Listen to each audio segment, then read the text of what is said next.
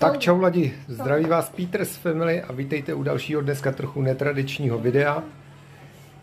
Dneska jsme se rozhodli po tréninku z Jump Parku zalítnout do Sapy a podívat se tam na tu Taryho cukrovou vatu. Máme tady příchuť jabko, co tady ještě máme? Jahodu, máme i Petra juniora. Tak my se rozhodneme, co budeme ochutnávat jako první, zkusíme jahodu a pak třeba jabko. Co nás teda zaujalo, tak v Sapě první, co hned, a nálepka, celkem docela vyprodáno. Jaká je? Dej tomu nějaký hodnocení. Tak já ji zkusím 7 taky. 7 z 10. Co na to říkáš? No, cukrová vata Taryho jde docela na dračku. Taky tuhle Co jsme viděli. Taky tuhle budu mít já.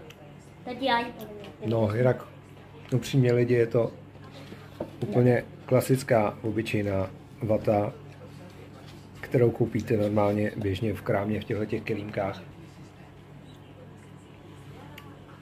Ale není špatná. Takže já k tomu klidně dám 10 z 10. 10 z 10. Plus to má, že pokud si zajedete do Sapy, tak je tam Tanda kartou Tanda Foodů za pouhých nějakých 20 korun. Což tolik nerve kapsy jako Tary drink, který stojí někde je 35, že? Tak zkusíme i to jabko? Tak jdeme do jabka. Tak otevři jabko. Ještě jednou kaštetovačku z jahody. Yes. Tady nám posílá paleček. OK.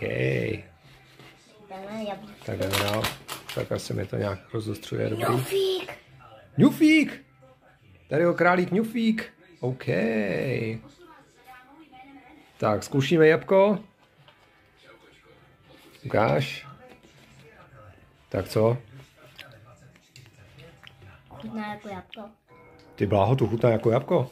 Ono je to asi jabko, že? Jo, trošku. Lidi opravdu chutná jako jabko. Kdo by to byl řekl? Tak dobrý. Teda ale ta je dobrá. OK. Tak jo. Tak beru zpět. Jahoda 8 z 10, jabko 10 z 10. Jabko 10 z 10. 8 z 10. Jahoda 8 z 10.